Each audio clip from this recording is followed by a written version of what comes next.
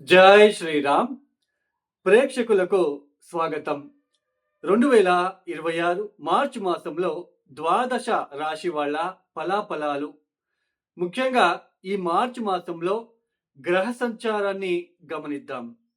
శని మీన రాశిలో సంచారం, గురువు గారు వక్ర మార్గంలో మిథున రాశిలో సంచారం చేస్తున్నారు. అయితే ఈ మార్చు 11వ తేదీ ఆయన వక్ర త్యాగం చేసి సవ్య మార్గంలో సంచారాన్ని మొదలు పెట్టబోతున్నారు. గురు వక్ర త్యాగం నుంచి కొన్ని రాశుల వాళ్ళకి మళ్ళీ గురుబలం అనేది రాబోతున్నది. ఇక రాహు కుంభంలో సంచారం, కేతు సింహ రాశిలో సంచారం. ఇక సూర్యుడు మార్చు 15వ తేదీ వరకు కుంభంలో సంచారం, తదుపరి మీన రాశిలో సంచారాన్ని ప్రారంభం చేస్తారు. ఇక కుజుడు ఈ మాసమంతా కూడా కుంభరాశిలో సంచారం చేయబోతున్నారు. ఇక శుక్రుడు మార్చు 2వ తేదీ కుంభరాశి నుంచి మీన రాశిలోకి ప్రవేశిస్తున్నారు. ఇక బుధుడు మార్చు 1వ తేదీ నుంచి మార్చు 21వ తేదీ వరకు బుధుడు వక్రించి వక్ర మార్గంలో కుంభరాశిలో సంచారం చేస్తూ మార్చు 21వ తేదీ వక్రత్యాగం చేస్తున్నారు. ఈ గ్రహ సంచారం వలన ద్వాదశ రాశి వాళ్ళకి ప్రేక్షకులకు చిన్న సజెషన్ అండి, చిన్న విజ్ఞప్తి. మనం గోచార ఫలితాలని చెప్పుకుంటున్నాం. గ్రహాల రాశి మార్పుల వలన ఫలానా రాశి వాళ్ళకి ఫలానా ఫలితాలు అనేది చెప్పుకుంటున్నాం. అయితే ఇక్కడ ముఖ్యంగా గోచారంలో మీరు కొన్ని థంబ్నెయిల్స్ ని చూస్తూ ఉంటారు.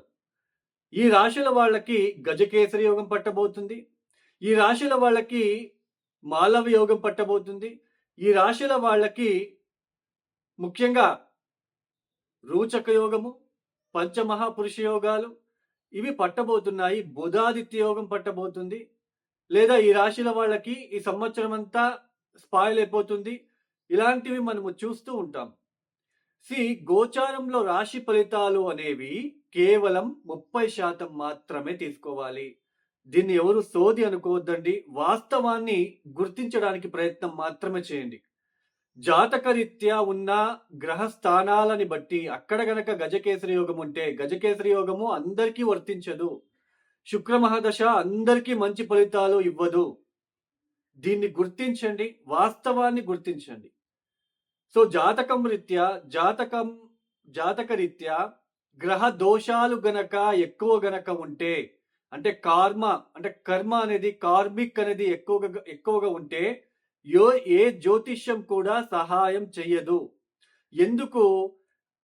అలాంటి గ్రహస్థితులు కర్మ అనేది ఎక్కువగా ఉన్నప్పుడు సరైన పరిహారాలు మనము చేసుకోలేము. సరైన పరిహారాలు చేసుకోవడానికి వదలదు గ్రహస్థితి. టైఫాయిడ్ వచ్చినప్పుడు టైఫాయిడ్ టాబ్లెట్లే వేసుకోవాలి. మలేరియా వచ్చినప్పుడు మలేరియాకు తగ్గట్టుగా ఉన్న ట్రీట్మెంటే తీసుకోవాలి. ఆర్డినరీ డోలో 650 టాబ్లెట్ వేసుకుంటే వర్కౌట్ కాదు, ఎక్స్ట్రా యాంటీబయాటిక్ పడాలి. అలానే మన జాతకరీత్యా ఉన్న గ్రహ స్థానాలని బట్టి, గ్రహ దశలని బట్టి వాటికి సంబంధించిన పరిహారాలని మాత్రమే మనమే స్వతహా పాటిస్తూ వెళ్ళాలి.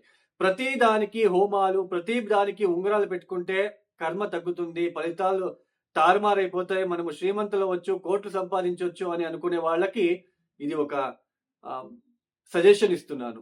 అలానే ముఖ్యంగా ఇంకొక విషయం అండి, కర్మ ఎక్కువగా ఉంది, నేను ఏం చేయాలో అర్థం కావట్లేదు, ఉద్యోగంలో చాలా ఇబ్బందులు పడుతున్నాను, నాకు ఏ రూట్లో వెళ్ళాలో అర్థం కావట్లేదు, గందరగోళం ఎవరైతే పడుతున్నారో వాళ్ళు ఈ చిన్న పరిహారాలు చేసుకోండి. ప్రదోష కాలంలో సాయంత్రం పూట ఓం నమ శివాయ ఒక 1000 సార్లు, అంటే ఒక జపమాలకి 108 వస్తుంది. 108 into 10 టైమ్స్ అంటే 1080 టైమ్స్ ఓం నమ శివాయ ఇది చదువుకోండి. కూర్చొని చదువుకోవడానికి ప్రయత్నాలు చేయండి. అలానే ప్రతిరోజు ఉదయాన్నే శివాలయంలో ఉంటున్న నవగ్రహాలకి 27 ఎరుపు రంగుల పూలతో ఒక్కొక్క ప్రదక్షిణ చేస్తూ ఓం నమ సూర్యాయ చంద్రాయ మంగళాయ బుధాయ చ గురు శుక్ర శనిశ్చర రాహువే కేతువే నమః అంటూ ఒక్కొక్క ప్రదక్షిణ చేసిన తర్వాత ఆ ఎరుపు రంగు పువ్వుని అక్కడ పెట్టండి. మీరు నవగ్రహాలని తాకకండి. జస్ట్ అక్కడ పెట్టండి. 27 ప్రదక్షిణాలు ఇట్లా ఒక సంవత్సరం పొడవునా మీకు వీలైనప్పుడల్లా రోజు పొద్దున్నే చేస్తూ, అలానే ఓం నమ శివాయ చదువుకుంటూ, అలానే కాలభైరవ గాయత్రి మంత్రం ఓం కాలకాలాయ విద్మహే కాలాతీతాయ ధీమహి తన్నో కాలభైరవ ప్రచోదయాత్. ఈ మంత్రాన్ని గనక ఎవరైతే ప్రతిరోజు 108 సార్లు మీరు పాటిస్తూ వెళ్తారో వాళ్ళకి గ్రహ దోషాలు రావు. మీకు గందరగోళ పరిస్థితులు ఉన్నప్పటికీ కూడా అవి తగ్గుముఖమవుతాయి. ఈ మంత్రాలు ప్రతినిత్యం వదలకుండా, మానకుండా చేస్తూ వెళ్తే ఖచ్చితంగా మీకు మంచి పాజిటివ్ రూట్ అనేది కనిపిస్తుంది. మీకు ఏ జ్యోతిష్యం అవసరం లేదు. అది కాకుండా నేను అప్పులు చేశాను 25 లక్షలు, అప్పు తీర్చడానికి పరిహారాలు. అలానే కొంతమంది చెప్తూ ఉంటారు. పేపర్ మీద రాసి అగ్గిపెట్టి ఊదండి, గాలికి ఎగరేయండి. అలానే ఈ తమలపాకుల మీద ఓం శ్రీ అని రాస్తే డబ్బులు వచ్చేస్తాయి. This is completely unbelievable and fake sentences. దీన్ని ఎవరైతే గుర్తిస్తారో, మీ జాతకరీత్యా ద్వితీయాధిపతి 6వ స్థానంలో పాపకత్రియోగంలో లేదా నీచస్థానంలో ఉంటే అదంతే. ఆ గ్రహస్థానానికి సంబంధించిన పరిహారాలే మీరు కొన్ని పాటిస్తూ వెళ్ళాలి. కానీ అది మీరు పాటించరు. మీకు ఇలాంటి ఇన్స్టాంట్ రిజల్ట్ వచ్చేస్తుంది అని ఎవరైనా చెప్పగానే సడన్ గా దూకేస్తారు. సో వాస్తవాన్ని గుర్తించండి. ఇక ఒక్క రాశి గురించి మనము తెలుసుకుంటూ వెళ్దాం. 2026 మార్చి మాసంలో మేష రాశి వాళ్ళ ఫలాఫలాలు. ముఖ్యంగా ఈ మేష రాశి వాళ్ళకి ఈ ఒక మాసంలో కుజుడు సంపూర్ణంగా యోగిస్తున్నాడు. రాహు కూడా యోగిస్తున్నాడు. సూర్యుడు మార్చి 15వ తేదీ వరకు మాత్రమే లాభస్థానంలో సంచారం చేస్తూ యోగిస్తున్నాడు. మార్చి 15వ తేదీ తర్వాత ఆయన 12వ స్థానంలోకి వెళ్ళిపోతున్నాడు. ఇక మార్చి 11వ తేదీ తర్వాత గురువు వక్రత్యాగం చేస్తున్నాడు. ఇది కొన్ని విషయాలలో మీకు చాలా సానుకూల ఫలితాలు ఏర్పడబోతున్నాయి. శుక్రుడు కూడా 12వ స్థానంలో ఉచ్చ స్థానంలో ఉన్నాడు కాబట్టి ఆయన కూడా యోగిస్తున్నాడు. ఇక్కడ ముఖ్యంగా మేష రాశి వాళ్ళకి ఈ ఒక మాసంలో రావాల్సిన డబ్బు మీ చేతికి అందడము, ఉద్యోగ వ్యవహారాలలో మీకు మంచి ఫలితాలు ఏర్పడే సూచనలు, అలానే ఉద్యోగంలో ఎన్ని రోజులు ఉన్నా ఆ ఒత్తిడులు తగ్గడం లాంటిది.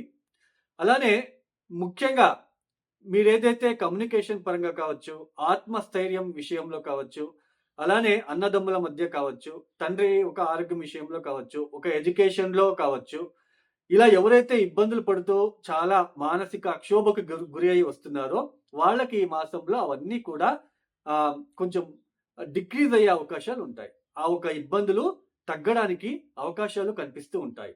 అలానే ఈ ఒక మాసంలో కొన్ని క్షేత్రాల దర్శనాలు చేసుకోవడానికి, ప్రయాణాలు చేయడానికి అనుకూలకర వాతావరణము ఎక్కువగా ఉంటుంది.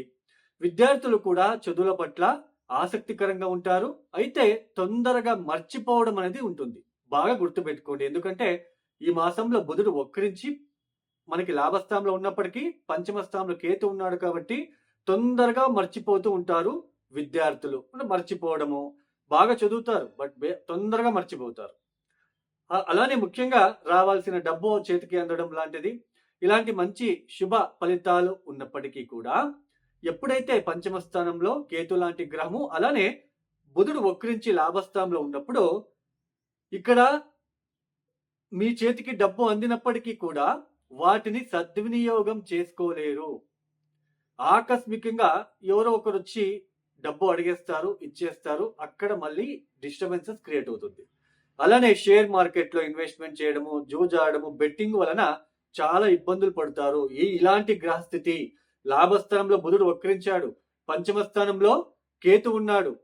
పంచమ స్థానం అంటే ఏంటి? మన ఆలోచన విధానము, సంతానము, మన క్రియేటివ్ థాట్స్ ఎలా ఉండబోతున్నాయి, అలానే మనము ఎక్స్ట్రా ఏదైనా మనీ అర్న్ చేస్తున్నామా, ఏదైనా ఇన్వెస్ట్మెంట్ చేసి, ఇప్పుడు షేర్ మార్కెట్లో కొంచెం వచ్చిన జీతాన్ని షేర్ మార్కెట్లో పెట్టేసి ఆ డబ్బు ద్వారా మళ్ళీ దాన్ని రెట్టింపు చేసుకోవాలి అని చూస్తూ ఉంటారు. దాంట్లో కూడా బాగా సక్సెస్ అవుతూ ఉంటారు కొంతమంది, బికాస్ ఆఫ్ 5th హౌస్ బాగుండాలి.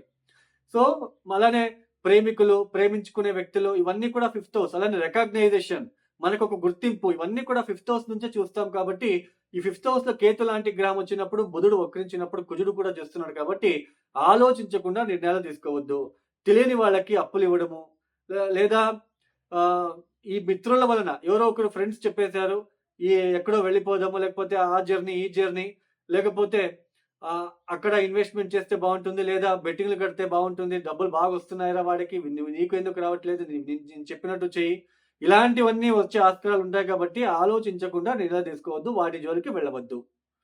ఆదాయ మార్గాలు బావున్నాయి. ఆదాయం వస్తుంది.